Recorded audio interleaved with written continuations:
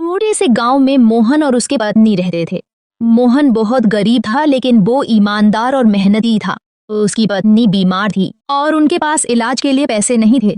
मोहन हर रोज काम करने जाता। मोहन गांव के सरपंच के यहाँ काम करने जाता और पैसे कमाता था, और जितना पैसा वह कमाता था वह उनकी दवाइयों के लिए काफी नहीं था। एक दिन मोहन रास्ते में जा रहा था, तभी उसे एक बक्सा मिला।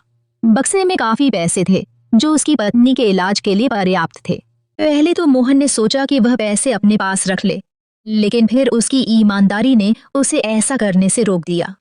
उसने सोचा, जो मेरा नहीं है वह मुझे नहीं रखना चाहिए। वह बक्से के मालिक की तलाश में गांव के चौराहे पर खड़ा हो गया। थोड़ी देर बाद एक व्यापारी परेशान सा वहां आया और मोहन से पूछा, क्या तुमने मेरा बक्सा देखा है? मोहन ने तुरंत बक्सा व्यापारी को लौटा दिया। व्यापारी उसकी ईमानदारी से बहुत खुश हुआ और उसने मोहन को धन्यवाद देते हुए कुछ पैसे इनाम में देने की कोशिश की, लेकिन मोहन ने इनाम लेने से मना कर दिया। व्यापारी ने मोहन की पत्नी की बीमारी के बारे में सुना। अगली सुबह व्यापारी ने मोहन को अपने घर बुलाया। व्यापारी ने कहा, तुम्हारी ईमानदारी ने मुझे प्रेरित किया है और मैंने तुम्हारी पत्नी की बीमारी के बारे में सुना, इसलिए मैंने तुम्हारे लिए एक ठेला खरीदा है। इसे तुम ले जाओ और अपने गांव में जाके समोसे बनाकर बेचो। उन पैसों से अपने पत्नी का इलाज करवा लो। मोहन ने व्यापारी को धन्यवाद कहा और ठेला लेकर अपने घर चला गया। अगले दिन मोहन ने बाजार में समोसे का ठेला लगाया। उसके ठेले पे लोग आने लगे थे।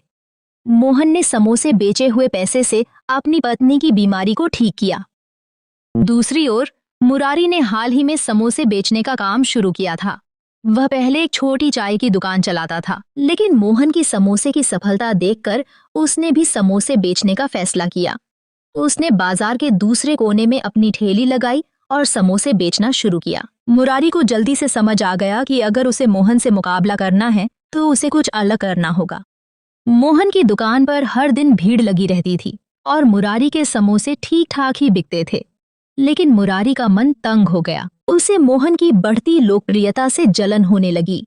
उसने सोचा कि अगर वह मोहन के समोसों से सस्ते दाम पर समोसे बेचे तो लोग उसकी दुकान पर आने लगेंगे। उसने अपने समोसों की कीमत आधी कर दी और मोहन के ग्राहकों को लुभाने की कोशिश करने लगा। शुरुआत में यह चाल काम कर गई। मोहन के कुछ ग्राहक मुरारी की दुकान पर जाने लगे क्योंकि वहां उन्हें सस्ते दाम पर समोसे मिल रहे थे, लेकिन मोहन ने अपनी ईमानदारी से काम करना जारी रखा।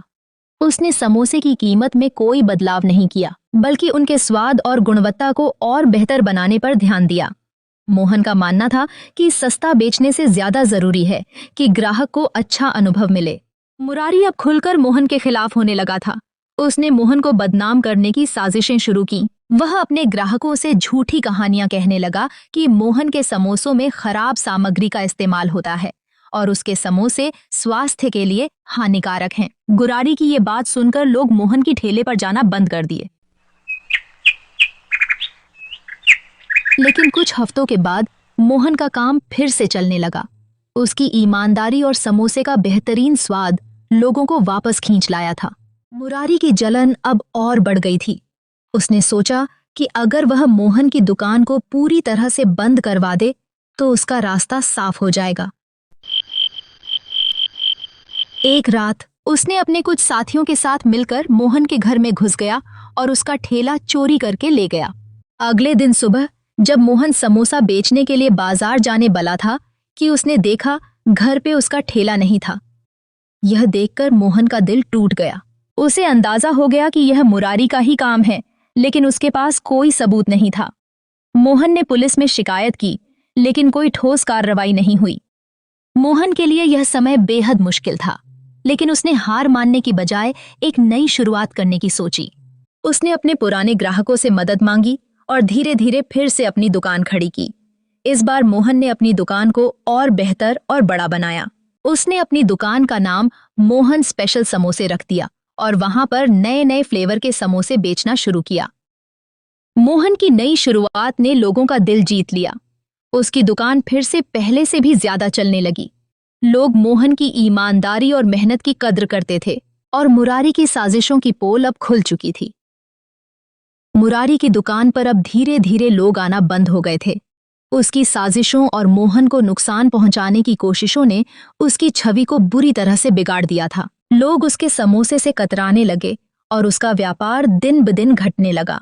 उसकी दुकान बंद होने की कगार पर आ गई थी और आखिरकार उसे समोसे का धंधा छोड़ना पड़ा।